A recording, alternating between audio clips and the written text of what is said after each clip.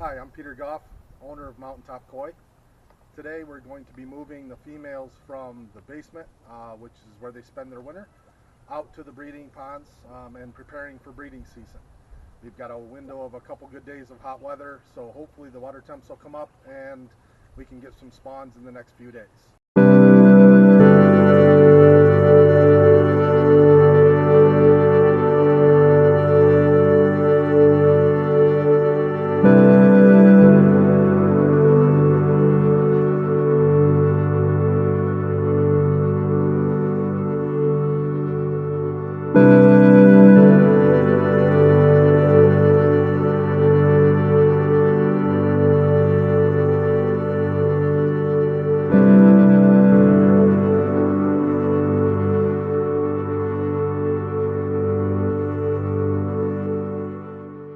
That is a Kikokuryu female.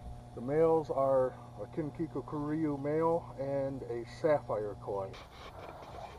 She's egged up. That is a Kujaku female from the Niigata Koi farm. There's a platinum butterfly male in there right now. I'm not sure if I'm going to leave him in or not, but there's also two butterfly Kujaku little tiny guys that we're hoping will get the job done. She's already nudging. So we can have some butterfly Kujaku fry. How many eggs do you think she'll produce? She should produce about 1 million eggs. She's got to be close to 20 pounds.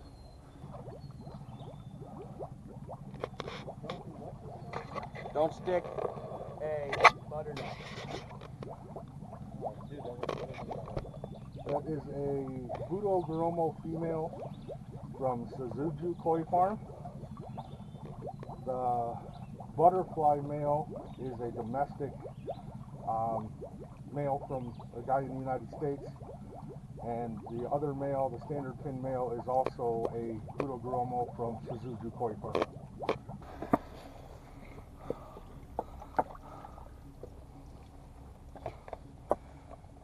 That is a Taos Sanke female from Doitsu Koi farm. The two males that are in there are much smaller butterfly. They're domestic butterfly males. We've never had butterfly Sanke, so I wanted to see if we could get some this year. Can you put multiple females in a pond with multiple males to spread the wealth, or is that dangerous for the females? I've tried it, and the problem I had was one female was ready to spawn, one wasn't. The female that spawned, the other female, because she wasn't participating in the active spawning, was actually going immediately behind her and eating the eggs. So unless they're completely synced up, which I couldn't tell you if they are or not, I don't take the chance with them. That is a Showa female from Doitsu Koi farm. The male is a Ginrin Showa from Yamamatsu Koi farm. This will be the first time we've spawned these two fish. Wasn't happy with the quality using the male on my other Showa female, which will be later in the video. So figured we'd swap them this year, see what becomes of the fry, and if they're better, we'll proceed in the future years using this pair versus switching back. So, is there a reason why his colors seem to pop more than hers? Males in general, if you're looking for a display pond of beautiful fish, males are the way to go. Males retain their color better than females. They don't require the same care to achieve good colors as females. Also, these fish spend 8 to 9 months of the year in my basement, and from not having natural sunlight, the red coloration, especially in the females, because they are harder to keep the good quality color in, the red will fade to a orange, to a pink kind of color. I don't feed color enhancing food. If I did, that could offset some of the color loss, I would assume. The reason I don't is when people come to buy fish from me, what they see is more or less, I'm not going to say as bad as they're ever going to look, but it's not false hope. A lot of the breeders feed a color enhancing food, in doing so, if you take it home and you feed the same quality and color enhancing food, it will maintain its colors until it gets a little older. Generally, as they get older, there's a peak year or 2 years when their color is the best. After that, it will start to fade back again. But this way, you know, people come and buy fish from me. What you see is what you get type of deal. If they choose to feed a color enhancing food, the color in the fish is only going to get better. So that's my theory of not feeding a color enhancing food, is just to not give false advertisement or false hope to the people. You know, that they can improve the fish. They can also make it worse with water quality and pond conditions, but you know, that way they pretty much know what they're getting, the bottom of the barrel type of thing. So the fish is only going to get better if they maintain the good water quality and start feeding a color enhancing food. And with these females, if they're out here for a couple months before they spawn, you'll see the color come up drastically. In a week, it will actually improve, you know, just in the course of a week of getting the natural sunlight and the vitamins and stuff that they get from that. So, can you judge their health by how their colors look naturally? Like if they're sick, will their colors fade? If they're happy and healthy, will their colors get brighter like some other fish? In an overall, yes. I mean, fish that are kept in poor water quality, poor pond conditions, are fed a really cheap or generic food, the colors will definitely decrease, and they actually have the capability of completely losing their red, or the orange on the female, what will be red. They can actually completely lose it, and generally once they do, it'll never come back. But for short term, like to walk out and look at your pond and you don't see a difference in color, definitely isn't a sign that the fish are healthy. You know, the first thing I look for is them not wanting to feed. Koi like to eat, so if they don't come up to the surface and feed, you know, along with the other ones, that's the first thing. Secondly is if they lay on the bottom kind of immobile with their fins clamped up, kind of all tucked into their sides and stuff, that's a big indicator that there's something awry in your pond. Oh my word. She's my favorite fish. Huge. That is a domestic Kinki Sanke. I've shown pictures, stuff to some of the large breeders, especially in the UK, and they said that as far as they know, that's the only one that exists. They've never seen one before. She's apparently a pretty rare fish. We actually grew her up from a 3-inch fish. I noticed she was kind of unique looking. I grew her up, you know, set her aside, grew her up from 3 inches. She's about 30 now. I think she's 7 years old. So the male that's in there is actually a Doitsu Sanke male. We usually pair him with the Sanke female previous in the video, but he has to pull double duty. He breeds with this female and the Sanke female. So this year we wanted the butterfly Sanke, so we swapped in the two little guys on the Doitsu Sanke female, and decided to just have him breed this female. As you can see, he's already ready to go. He's nudging at the vent, which is a stimulus to the females to spawn. So he's always been a really active breeder for us. Never had an issue. Tons of fertile eggs. He doesn't miss many at all. And like I said, he pulls double duty. I've had him spawn with the Sanke female, moved him from that pond into this one, and the following day he spawned with this female and had phenomenal fertility on both spawns. So a good male can pull double duty pretty, you know, back to back almost, and still get a high fertility rate. But he's probably, of everything we have, he's probably our best male as far as being an active breeder, pursuing the females, stimulating them to spawn. So we're anxious. How many eggs will a female blow out at a good, you know, average? For every kilogram of body weight, so 2.2 pounds, they lay approximately 100,000 eggs. This female, she's got to be between 15 and 20 pounds. I mean, she's big. So somewhere between 750 and 1 million eggs from this female. Of course, you get your losses. Some of them aren't fertile, you know. You have some that go bad during incubation time. which is 72 hours at 70 degrees. Colder temperatures prolong it. Higher temperatures speed it up, but also can cause a lot more deformities. They actually form too quickly, so you end up with more deformed offspring. But generally, I would say my percentage, hatch percentage on a good spawn is, I would say, probably 80 to 85%. So we'll end up with somewhere between 600 and 700 or 800,000 babies from this one. Will they spawn multiple times in a season, like a lot of other fish, or are they a single? In the south, where the weather is warm, it's not uncommon at all for them to spawn twice because they have the warm weather to build eggs. You know, they're more active. You can feed them for longer periods of time. Here, I've not gotten two spawns. I've never had a female build eggs in the fall to where I thought that she would be able to lay another batch. And here it's kind of sketchy. With mine, it's not so bad because I do keep them in a heated basement. Stuff outdoors, I would hate to see one spawn in the late fall just because it depletes their bodies so much. With them going into winter in that weakened state, I'd be worried that the females wouldn't make it through the winter. It does take an awful lot out of them. When the next day when I come out, when after they've spawned, the female is laying on the bottom, totally immobile, like she's on a marathon or something. So it is a very, very stressful time for them. I can imagine.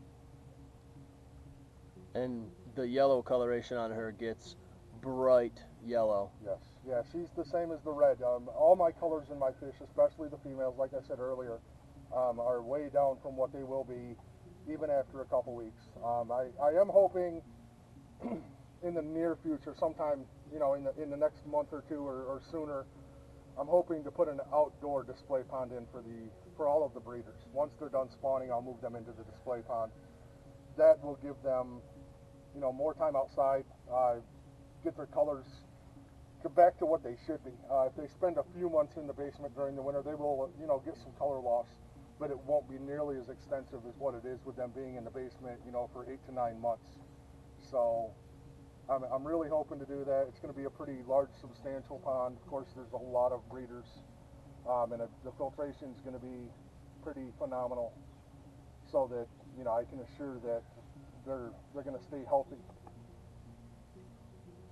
So they'll only come in for the heaviest part of the winter? Yes, yeah, they'll go in once we start getting, shortly before what we presume is time for the ice to go onto the ponds, I will move them in, at least one of the sections. I may actually, if the pond, if I do an elaborate enough pond, I guess, deep enough and with enough oxygenation and stuff like that, I may leave either the males out for the winter or the females out for the winter. And from what I've read, I can't say I've never had issues with them spawning. I have had females that refused to spawn through the summer. Looked like they were full of eggs, that type of stuff. But they say you get a better breeding response if they actually go through the seasons.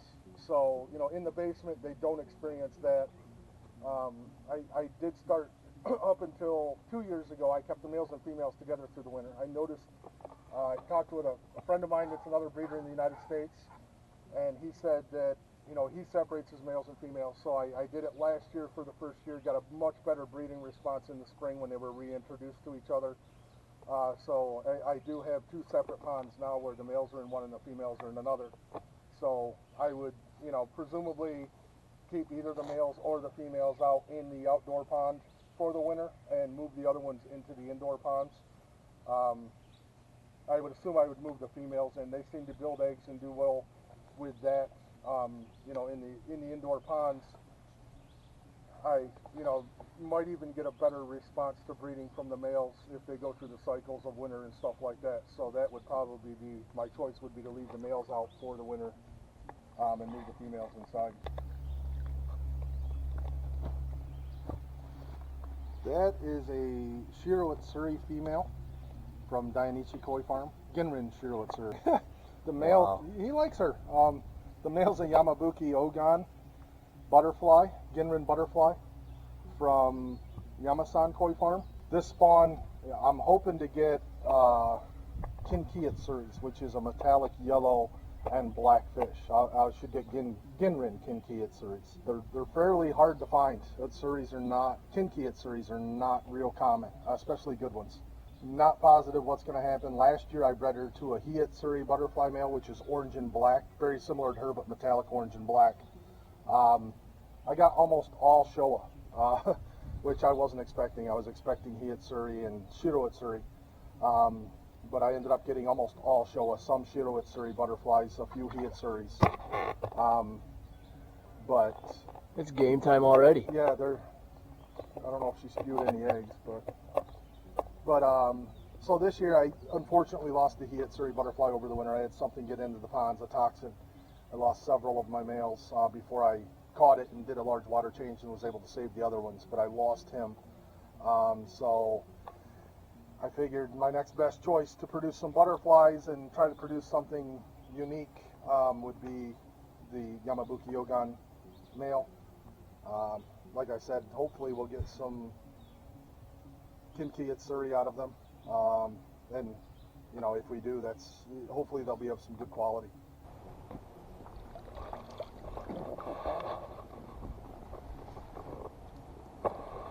That is a leather carp. She has 0 scales. It's a Showa from Suzuju Koi Farm. She's actually, I don't know, six years old probably. But Suzuju is unique in that most of the farms strive to grow fish that are 30 inches, big monsters. Suzuju actually strategically breeds for his fish to never exceed 24 inches. And in doing so, the reason he does it is for people with smaller ponds, obviously the bigger a fish gets, the more taxing it is on the filtration and the more room they need. By growing them smaller and not getting as large as the other variety or the other breeders, it enables somebody to have a nice selection and variety of koi at a smaller size in a pond that isn't overly large. That are fully matured. Right, yeah. I mean, this female's not going to get a lot bigger. I mean, she's actually past her prime growth period. So, I mean, I would say even in the next 20 years, she might gain 3 or 4 inches. You know, she pretty much hasn't grown at all, maybe centimeters or whatever in the last 3 years. When we bought her 4 or 5 years ago, she was about the same size she is now. So she does increase in fatness every year. She definitely produces more eggs. She's actually not as egged up this year as she is sometimes. She actually looks like a big football sometimes. She's so big with eggs, which, you know, we get plenty from this size of a spawn. She'll probably 250,000 eggs, somewhere in that vicinity. So that's plenty of eggs. And it's not quite as taxing on her. You know, developing, you know, huge spawns like they do is obviously takes a lot out of them to produce the eggs, and then to spawn that many eggs takes a lot of work. So it's kind of nice, you know, she has a smaller spawn, but you know, it's better for her, and still gives us plenty of options to pick from, you know, as far as what we want to keep. Now, when you say scaleless, you mean like she has a more of a skin, you know, like us, It's like a 100% skin. There is not a single scale on that fish anywhere. What about Doitsu? What's the difference between the two? A Doitsu koi generally has a dorsal stripe of scales along the dorsal, and oftentimes will have scales along the lateral line, which is about midway down the sides of the fish. And then there's there's also another variety called armor scale or dragon scale or German scale, that has just random, really large scales kind of all over the body. Sometimes it will completely cover the body. Other times it's just a random, super, super large scale, you know, just kind of situated anywhere in the body. But the male in the pond is a Shiro Utsuri from Dainichi Koi Farm. And normally we've always spawned this female with the Ginrin Showa male you saw previously in the video, and I was never thrilled with the fry. A lot of really dark fish, very little red coloration, which is surprising with the amount of red that both of them have. But I figured we'd switch it up again.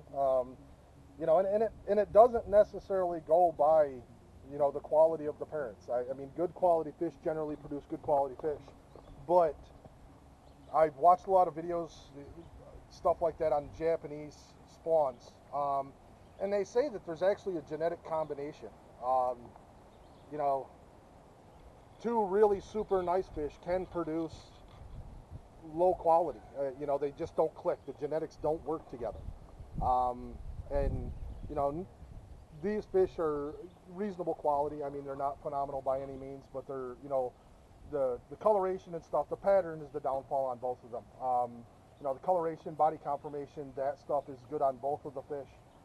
But I'm hoping that that genetic click is there. And if it is, they can produce literally world-class koi. So it is kind of, you know, a game of genetics. You kind of throw different, you know, different males at different females until you find something that really works well. So that's why we chose to use the Shiro Utsuri male this year. So it could take you years of seasons. Absolutely, to figure yeah. out the best combinations. Yes, and the Japanese, to establish a good bloodline in the Japanese koi generally takes them, you know, 15 to 20 years of trial and error and, you know, finding the right genetic combinations. And I've seen the parents that produced some of the best koi in the world, you know, world champions. The parent fish, honestly, are not impressive whatsoever. You know, on a Showa, 90% white fish with a couple red blobs and a few black splotches on it, literally produced a world champion fish. You know, the genetics were good. The good genetic line for body conformation, for you know, like I say little blobs, but the black was literally ink jet black. The red was a deep crimson red, so the quality of color was there.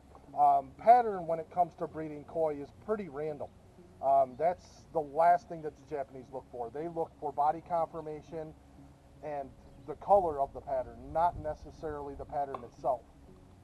So that's an unpredictable feature.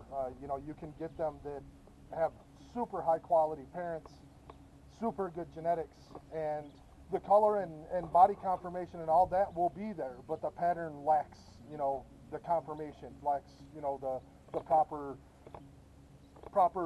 measurements and stuff. So, you know, I'm hoping, you know, we've done it before. We've switched some around and gotten better results. We've switched some around and gotten worse results. So it is a matter of just playing with genetics and trying to figure out the right combination of what will produce the best quality fry for us.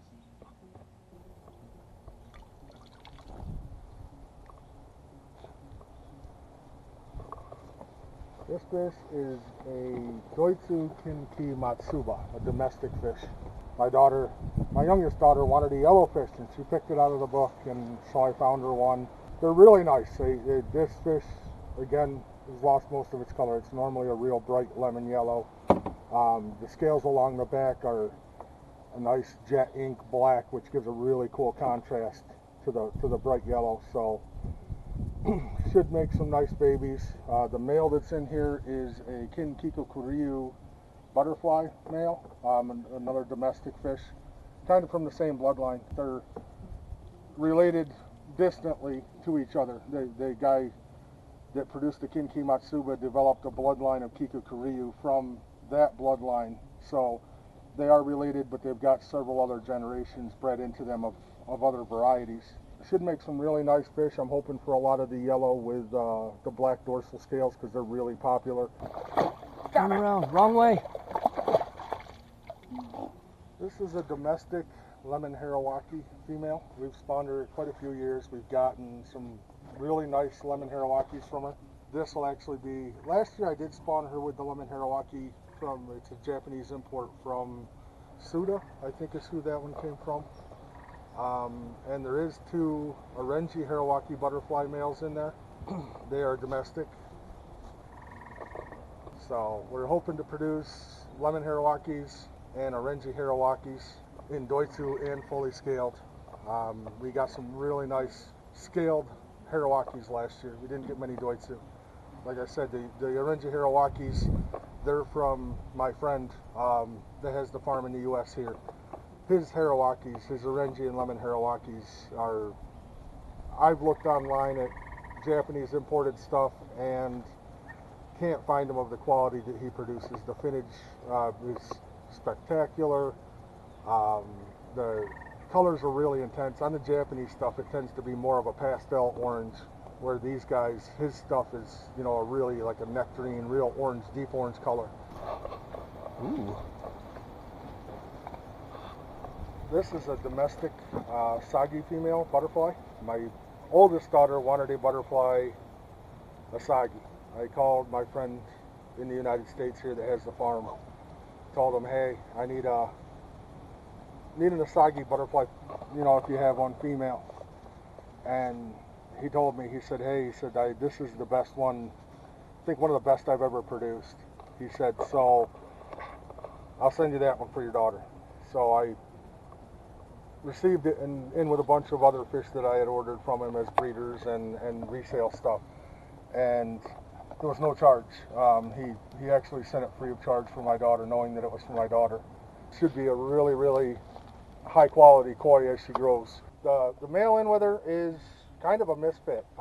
If you take him out and flip him on his side, he turns an emerald green. Considered, I guess, a Midori Goi or a green koi. He looks really odd in a pond. He's kind of bluish on the back with some black and some greenish gold and all different coloration. Not honestly sure what we're going to get out of this spawn. Hopefully some more Midori Goi. We spawned her to an actual Midori Goi last year, a bright lemon green fish. Unfortunately, he was one of the ones also that I lost over the winter when I got toxins in the pond. I got some really, really nice, I got a lot of Midori Gois. I got some really unique stuff. It's blue and green kind of mix. I don't even really know what they are. We developed, or we produced some varieties that I found in an old book. The book was produced in 1976, and there's one called a Kinshu. It's a super bright, like nectarine orange body on the fish, and the whole dorsal is like an emerald green. Really unique looking fish, but we produced those last year in the spawn from the Midori Goi to this butterfly female. So genetic wise, it's, I'm sure, worlds apart from this one, but at the same time, you know, the possibility of producing more is there, and the possibility of producing something we've never produced before is also there with a new bloodline. This is a Shusui butterfly from Japanese, imported from Yamasan Koi Farm. The male is a domestic Asagi butterfly, which the Shusui is the only variety of koi that is actually a Doitsu form of another variety that gets its own specific name or own variety tag. They are literally the same exact fish. The only difference is one of them is Doitsu, which is the big butterfly female. You can see the pattern of scales down her back, and she has some down the lateral line on the sides. The male is the fully scaled version. Like I said, they are literally the same two fish, same variety, just difference in scalation. These guys should make some phenomenal babies. The Asagi male is a domestic fish. I just got in a couple months ago from my buddy in the States here. The reticulation and scale pattern on the dorsal is phenomenal, as you can probably see in the video. And I think that's only going to get better as he gets bigger. Thank you for watching our video. If you liked the video, please feel free to subscribe and like our page. You can find a link to our MountainTop Koi Facebook account at the bottom of the page. And we will be adding more videos as the summer goes on, possibly some of the fish actually spawning, other videos of us culling the baby fry, trying to teach you some of what we do as far as selecting what fish to grow out and which ones to get rid of, whether it's, you know, coloration or pattern or whatever. But, you know, feel free to like and subscribe our page, and thank you for watching today.